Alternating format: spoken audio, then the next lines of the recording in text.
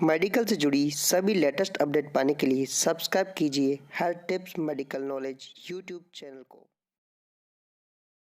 Welcome दोस्तों, हमारे YouTube channel health tips medical knowledge में आपका बहुत बहुत स्वागत है। दोस्तों मैं हूं हेमंत और आपके लिए लेके आया हूं मिडवाइफरी के एमसीक्यू पार्ट नंबर 15। दोस्तों हम सिस्टमेटिक तरीके से पढ़ रहे हैं, तो आज हम बात कर रहे हैं पार्ट नंबर 15 की। अगर आप हमारे यूट्यूब चैनल पर नए हैं तो चैनल को सब्सक्राइब कर दीजिए और पास में एक बेल आइकन है, उसे प्रेस करके ऑल नोटिफिकेशन को ऑन कर दीजिए ताकि आने वाली वीडियोज की सबसे पहले नोटिफिकेशन आपको मिलती रहे। तो देखते हैं क्वेश्चन में क्या है। क्वेश्चन में पूछा है ovum is surrounded by cell membrane is called. डिंब कोशिका झिल्ली से घिरा होता है, उसे कहा जाता है वेटेलाइन मेम्ब्रेन, डोडलिन membrane, pseudo membrane, all of above. तो क्या कहा जाता है उसे? यहां पे सही आंसर क्या है? यहां पे सही आंसर है वो है वेटेलाइन मेम्ब्रेन। मैं आपको ओवम की स्ट्रक्चर बता देता हूं। देखो ऐसे ओवम होता है, ये ओवम की बाहर की लेयर होती है। इस बाहर के लेयर को हम कहते हैं जोना पेलुसिडा। क्या कहते हैं अपन? इसे कहते हैं अपन जोना पेलुसिडा। ठीक है, इसके अंदर एक लेयर और होती है। ठीक है, और इसके अंदर होता है, क्या होता है? न्यूक्लियस होता है। ठीक है, तो ये जो बाहर की लेयर होती है इसे कहेंगे अपन जोना पेलुसिडा। ठीक है, और अगर जो अंदर वाली लेयर है इसे कहते हैं अपन, क्या कहते हैं इसे अपन? वेटेलाइन मेम्ब्रेन। क्या कहते हैं इसे अपन? वेटेलाइन मेम्ब्रेन कहते हैं। कौन सी वाली? ये अंदर वाली जो मेम्ब्रेन है इसे वेटेलाइन मेम्ब्रेन कहते हैं। तो यहां पर सही आंसर क्या है अपना? वेटेलाइन मेम्ब्रेन है। या मैं एक इंपॉर्टेंट और बात बताता हूं आपको, जो जोना पेलुसिडा है ये क्या काम करती है? एक तरह से म्यूकोप्रोटीन की बनी होती है और जो ओवम यानी कि फर्टिलाइजेशन होने के बाद में ये क्या हो जाती है? हार्ड हो जाती है। हार्ड होने का मतलब क्यों है? क्योंकि हार्ड इसलिए होती है कि इसके अंदर कोई दूसरा स्पर्म क्या है? एंट्री नहीं करे, इसलिए जोना पेलुसिडा क्या हो जाती है? हार्ड हो जाती है। तो कई बार एग्जाम में पूछा जाता है कि कौन सी ऐसी मेम्ब्रेन है जो स्पर्म के ओवर पेनिट्रेशन को रोकती है, तो वो है जोना पेलुसिडा। चलते हैं नेक्स्ट क्वेश्चन की तरफ। यहां पर बात करें अपन what is the name of outer transparent mucoprotein envelope of the ovum. जो कि मैंने अभी आपको बताया था, डिंब के बाहरी पारदर्शी म्यूकोप्रोटीन लिफाफे की तरह होती है, उसका नाम क्या है? Zona pellucida, corona radiata, vitelline membrane, both A and B. तो यहां पर सही आंसर क्या होगा? यहां पे सही आंसर है वो है जोना पेलुसिडा। मैंने अभी आपको बताया था कि जैसे कि क्या होता है, आउटर लेयर की यहां पर बात किया है, तो आउटर लेयर पे कौन सी होती है? आउटर लेयर पे होती है, वो होती है जोना पेलुसिडा। जो ये लेयर है इसे कहते हैं अपन जोना पेलुसिडा। और किसकी बनी होती है? म्यूकोप्रोटीन की। ठीक है, किसकी बनी रहती है? म्यूकोप्रोटीन की बनी रहती है और ये हार्ड हो जाती है, जो कि मैंने आपको बताया था फर्टिलाइजेशन के बाद में। चलते हैं नेक्स्ट क्वेश्चन की तरफ। बात करें अपन नेक्स्ट क्वेश्चन की, तो यहां पर क्वेश्चन में पूछा है blastocyst free in uterine cavity. Blastocyst गर्भाशय गुहा में मुक्त रूप से रहता है 10 to 11 days, 4 to 5 days after fertilisation, 30 days after fertilisation, all of above. तो यहां पर सही आंसर क्या होगा? यहां पे सही आंसर है वो है 4 to 5 डेज आफ्टर फर्टिलाइजेशन। देखो मैंने आपको बताया था कि फर्टिलाइजेशन कहां पर होता है? जो फर्टिलाइजेशन होता है वो होता है फेलोपियन ट्यूब में। किसमें होता है? फेलोपियन ट्यूब में। जैसे ये यूट्रस है, फर्टिलाइजेशन कहां पे होता है? फर्टिलाइजेशन होता है वो होता है फेलोपियन ट्यूब में। जैसे ये फेलोपियन ट्यूब होती है, ठीक है, और ये क्या है? यूट्रस है, और यहाँ पर जो फेलोपियन ट्यूब होती है इसके अंदर होता है फर्टिलाइजेशन। इसके बाद में ये यूट्रस की जो कैविटीज होती है, यानी कि जो यूट्रस की कैविटी है यहाँ पर आने में कितना दिन लगा लेता है? 5th दिन। ठीक है, 5th डेज। तो ये 4 to 5th डेज पर क्या होता है? 4 to 5th डेज पे फ्री मूवमेंट में रहता है। किसमें? यूट्राइन कैविटी में। किसमें रहता है ये? यूट्राइन कैविटी में। बाद में क्या होता है कि इसकी जो जोना पेलुसिडा है, ठीक है, जोना पेलुसिडा है वो क्या है? मेल्ट होने लगती है और फिर बाद में ये एंडोमेट्रियम के अंदर क्या होता है? एंडोमेट्रियम के अंदर क्या है? घसने लग जाता है, यानी पेनिट्रेशन करने लग जाता है और इम्प्लांटेशन हो जाता है। तो चलते हैं नेक्स्ट क्वेश्चन की तरफ। बात करें पर नेक्स्ट क्वेश्चन की, तो यहां पर क्या पूछा है? Implantation process. ये देखो स्टेरॉइड हो गया है तो इसको स्टार्टेड कर लेना। ठीक है, स्टार्टेड। ठीक है, implantation process started which day after fertilisation. यहां पर काफी इंपॉर्टेंट चीजें पूछा, स्टार्टेड। ठीक है, यहां पर कंप्लीट नहीं पूछा, यहां पर पूछा स्टार्टेड। निषेचन के बाद से किस दिन से प्रत्यारोपण की प्रक्रिया शुरू हो जाती है? 10th day, 20 day, 15 day, 6 day. तो यहाँ पर सही आंसर क्या होगा? यहाँ पे सही आंसर है वो है 6 डे। देखो जब फर्टिलाइजेशन हो जाता है उसके 6 डे पर, उसके फर्टिलाइजेशन के 6 डे की बात करें अपन, और अगर नॉर्मल मेंस्ट्रुएशन साइकिल की बात करें तो कौन सा हो गया? 20 डेज। ध्यान में रख लेना, ये क्या है? 6 डे। और मेंस्ट्रुएशन साइकिल की बात करें तो कौन सा? 20 डेज। ये 20 डेज कहाँ से आया भाई? देखो 14वां दिन पे तो क्या है? अंडा निकला था, और 6वें दिन पे क्या इम्प्लांटेशन स्टार्ट हुआ, तो 14 और 6 कितना होता है? 20। तो ये काफ़ी इंपॉर्टेंट चीज़ है। यहाँ पर बात कर रहे थे अपन कि भाई प्रोसेस कब स्टार्ट हो जाता है, यानी कि प्रोसेस की बात कर रहे थे अपन। तो यहाँ मैं एक एक चीज़ समझा देता हूँ आपको। दो चीज़ होती है यहाँ पर, क्वेश्चन दो प्रकार से पूछा जाता है। एक पूछा जाता है कि प्रोसेस कब स्टार्ट हो जाता है, ठीक है, प्रोसेस। दूसरा होता है कंप्लीट, ठीक है, कंप्लीट, ठीक है, कंप्लीट। तो प्रोसेस हो जाता है कौन से? 6 डेज से, ठीक है, 6 डेज से स्टार्ट हो जाता है। और कंप्लीट कब हो जाता है?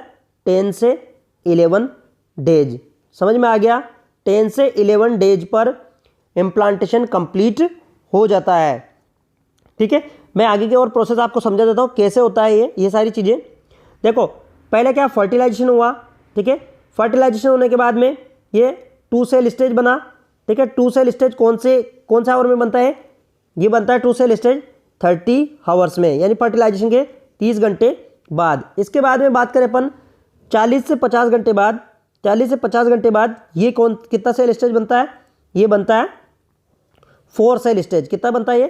4 सेल स्टेज। इसके बाद में जो फर्टिलाइजेशन हो जाता है उसके 72 आवर्स बाद, कितना? 72 आवर्स बाद ये बनता है 12 सेल स्टेज। कितना बनता है ये? 12 सेल स्टेज। समझ में आ गया? 12 सेल स्टेज। और इसके बाद में बात करेंगे अपन तो ये है 96 आवर बाद। कितना? 96 आवर बाद बनता है। कितना बनता है 96 आवर बाद? 96 आवर की बात करें अपन तो 96 आवर बाद बनता है ये बनता है 16 सेल स्टेज। समझ में आ गया? 96 आवर बाद बनता है 16 सेल स्टेज। तो यहाँ पर पूछा जा सकता है आपसे कि 2 सेल स्टेज कौन से आवर पे बनता है? तो 2 सेल स्टेज बनता है 30 आवर्स पे। 4 सेल स्टेज बनता है 42 से 50 आवर्स पर। और 12 सेल स्टेज बनता है वो बनता है 72 आवर्स पर। और 16 सेल स्टेज बनता है कब बनता है? 96 आवर्स पर। और जब 5th डे हो जाता है, 5th डे उस टाइम पे बन जाता है ये, इसे कहते हैं अपन मोरूला। क्या कहते हैं? सॉरी, इसे क्या कहते हैं अपन? ब्लास्टोसाइट। क्या कहते हैं अपन इसे? ब्लास्टोसाइट, ठीक है। इसे कहते हैं अपन ब्लास्टोसाइट, ठीक है, ब्लास्टोसाइट, ठीक है। इसे कहते हैं ब्लास्टोसिस्ट या ब्लास्टोसाइट, ठीक है। कब कहते हैं इसे? 5th डे पर। ये ध्यान में रख लेना, 5th डे पर कहते हैं इसे अपन। चलते हैं नेक्स्ट क्वेश्चन की तरफ। तो यहाँ पर सही आंसर क्या था अपना? 6 डे। इसके बाद बात कर लेते हैं अपन। देखो यहाँ पर ये भी क्वेश्चन कई बार पूछा गया है। Normally implantation occur which site of uterus? सामान्यतः गर्भाशय में इम्प्लांटेशन किस स्थान पर होता है? Body near the fundus, body near the cervix, in the cervix, fallopian tube. तो सही आंसर क्या है इसका सही आंसर क्या होगा? इसका सही आंसर है वो है बॉडी नियर फंडस। देखो क्या होता है, जो यूट्रस होता है, मैंने आपको पहले बताया था, ऐसे ये यूट्रस होता है, ये यूट्रस होता है। और यूट्रस के यहाँ पर क्या होती है? ये जो एरिया होता है ये होती है बॉडी। क्या होती है? इसे अपन कहते हैं अपन बॉडी। तो जो इम्प्लांटेशन होता है नॉर्मली, तो या तो यहाँ एंटीरियर वाल पे होगा या फिर पोस्टीरियर वाल पे होगा, और वो भी कहाँ पे होगा? गर्भाशय की फंडस की बॉडी के पास में, ठीक है। या तो एंटीरियर पे होगा या फिर पोस्टीरियर पे होगा, ठीक है। तो ये सही आंसर होगा अपना यहाँ पर पहला वाला। चलते हैं नेक्स्ट क्वेश्चन की तरफ। यहाँ पे क्वेश्चन में क्या पूछा है? Implantation is completed after which day of fertilisation, ठीक है। यहाँ पर क्वेश्चन काफ़ी इंपॉर्टेंट है। यहाँ पे पूछा है कि निषेचन के किस दिन बाद प्रत्यारोपण पूरा हो जाता है? 8 to 9 days, 10 to 11 days, both A and B, none of these. तो यहाँ पर सही आंसर क्या है? यहाँ पे जो सही आंसर है वो है 10 to 11 डेज। जो 10 to 11 डेज होता है, 10 to 11 डेज होता है किसका? ठीक है, 10 to 11 डेज होता है फर्टिलाइजेशन के बाद में। उस समय क्या है? पूरा इम्प्लांटेशन कंप्लीट हो जाता है, ठीक है। चलते हैं नेक्स्ट क्वेश्चन की तरफ। बात करें अपन यहाँ पर, ये क्वेश्चन भी काफ़ी इंपॉर्टेंट है।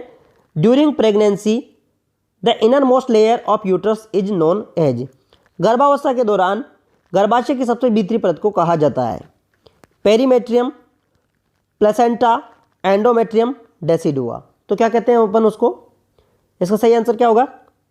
इसका सही आंसर है वो है डेसिडुआ। देखो गर्भाशय की जो लेयर होती है, मैंने आपको बताया था, जो गर्भाशय होता है उसकी जो लेयर्स होती है वो 3 लेयर्स होती है, ठीक है। सबसे पहली बाहरी वाली जो लेयर होती है उसे क्या कहते हैं अपन? पेरीमेट्रियम कहते हैं। इसके बाद में जो मसल्स लेयर होती है उसे मायोमेट्रियम कहते हैं, ठीक है। और इसके बाद में जो अंदर की जो लेयर होती है उसे क्या कहते हैं अपन?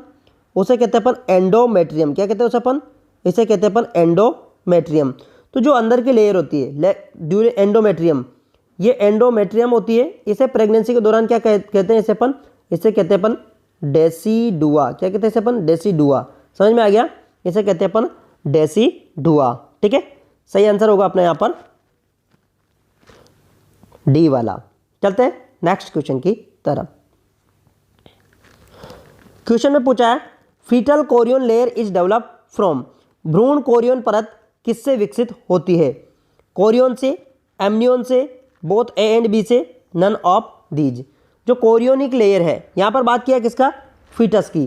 तो फीटस की जो कोरियन लेयर है वो किससे डेवलप होती है? तो इसका सही आंसर क्या होगा? इसका सही आंसर है वो है बोथ ए एंड बी। जो फीटल की जो कोरियन लेयर होती है वो एमनियन और कोरियन से मिलकर बनती है। किससे मिलकर बनती है? कोरियन से जो कोरियन होता है उससे मिलकर बनती है। मैं आपको दिखा देता हूँ। देखो ये ऐसा क्या है कि ये ऐसे कोरियंस बनते हैं, ठीक है, ऐसे कोरियंस बनते हैं। और ये क्या है कि यहाँ पर ऐसे कोरियन बनते हैं और इसके अंदर होता है फीटस और ये कोरियोनिक लेयर बनती है, ठीक है। तो जो कोरियोनिक लेयर की बात करें किसकी? फीटस की, कोरियोनिक लेयर की।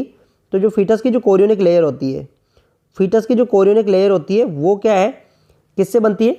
देखो ये है कोरियोनिक लेयर। क्या है? कोरियोनिक लेयर, ठीक है, ये कोरियोनिक लेयर है। तो यहाँ पर क्या है? यहाँ पर क्या होता है? यहाँ पर एमनियन भी होते हैं, ठीक है, एमनियन भी होते हैं, एमनियन, ठीक है, एमनियन भी होते हैं। तो दोनों से मिलकर बनती है फीटस की जो लेयर होती है। जो फीटस की जो लेयर होती है ये वाली, ये दोनों से मिलकर बनी होती है। किससे? कोरियन और एमनियन से। जो फीटल की कोरियोनिक लेयर, यहाँ पर बात किया है फीटल की कोरियोनिक लेयर की। तो चलते हैं नेक्स्ट क्वेश्चन की तरफ। बात करें नेक्स्ट क्वेश्चन की। नेक्स्ट क्वेश्चन में क्या पूछा है? ये इंटर इंस्टीट्यूशनल नहीं है, इंटर इंस्टीटियल है, ठीक है, ठीक है, इसको आप इंटर इंस्टीटियल कर लेना, इंटर इंस्टीटियल, ठीक है, इंटर इंस्टीटियल, ठीक है, आंतरिक। Inter interstitial implantation means, inter interstitial implantation का मतलब क्या है? तो morula penetrate endometrium, blastula penetrate endometrium, ovum penetrate, ठीक है, स्पर्म पेनिट्रेशन। तो इंटर इंस्टीटियल का मतलब क्या है? ठीक है, तो यहाँ पर सही आंसर है वो अपना है ब्लास्टुला पेनिट्रेशन इन एंडोमेट्रियम। देखो मैंने अभी आपको बताया था कि जो ऐसे क्या यूट्रस होता है, हाँ, तो यूट्रस में जो ब्लास्टुला होता है उसका एंडोमेट्रियम के अंदर घस जाना, ठीक है, एंडोमेट्रियम के अंदर घस जाना, उसे क्या कहते हैं अपन? Inter interstitial implantation. क्या कहते हैं उसे अपन? Inter interstitial implantation. समझ में आ गया? उसे कहते हैं अपन इंटर इंस्टीटियल इम्प्लांटेशन। चलते हैं, मैं आज को आपको कुछ और चीज़ें समझा देता हूँ। देखो अभी मैंने आपको बताया था जो ओवम के बारे में मैंने बताया था।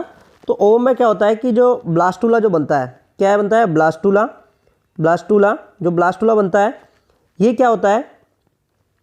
ब्लास्टुला की अगर बात करें तो ब्लास्टुला में क्या है कि ऐसे बन जाता है। यहाँ पर ब्लास्टुला के ऊपर बन जाती है ट्रोफोब्लास्ट। क्या बन जाती है? ट्रोफोब्लास्ट, ठीक है। और यहाँ पर इसके अंदर हो जाती है, यहाँ पर होती है ब्लास्टोसाइट्स हो जाती है, यहाँ पर ब्लास्टोसाइट, ठीक है। इसके बाद में होता है एम्ब्रियोब्लास्ट। यहाँ पर क्या होती है? एम्ब्रियोब्लास्ट, ठीक है। यहाँ पर जो होती है वो होती है एम्ब्रियोब्लास्ट, ठीक है। यहाँ पर होती है एम्ब्रियोब्लास्ट, एम्ब्रियो ब्लास्ट। समझ में आ गया, ये ब्लास्टुला का है। अब इसमें क्या होता है कि जो ट्रोफोब्लास्ट है, ये जो ट्रोफोब्लास्ट है ये यहाँ से धीरे धीरे क्या है पेनिट्रेट करती है और बाद में प्राइमरी विलाई, सेकेंडरी विलाई और टर्सरी विलाई बनकर यहीं से बन जाती है, क्या बन जाती है, प्लेसेंटा। समझ में आ गया, यहाँ से बन जाती है प्लेसेंटा, किससे, ट्रोफोब्लास्ट से। समझ में आ गया। ये आगे डिवाइडेड होती है सिनसाइटोट्रोफोब्लास्ट और इनमें, और यहाँ पर सिनसाइटोट्रोफोब्लास्ट होता है वो एचसीजी का सिक्रेशन करता है। और कौन से डे पर एचसीजी का सिक्रेशन होने लग जाता है, 10 डेज पर। ये ध्यान रख लेना, फर्टिलाइजेशन के 10वें दिन पर एचसीजी हार्मोन होता है, ह्यूमन कोरियोनिक गोनाडोट्रोपिन हार्मोन है, उसका सिक्रेशन होने लग जाता है। तो थैंक यू दोस्तों, अगर आपको हमारा वीडियो पसंद आया तो वीडियो को लाइक और शेयर और सब्सक्राइब जरूर कर दीजिएगा। मिलते हैं तब तक के लिए, धन्यवाद।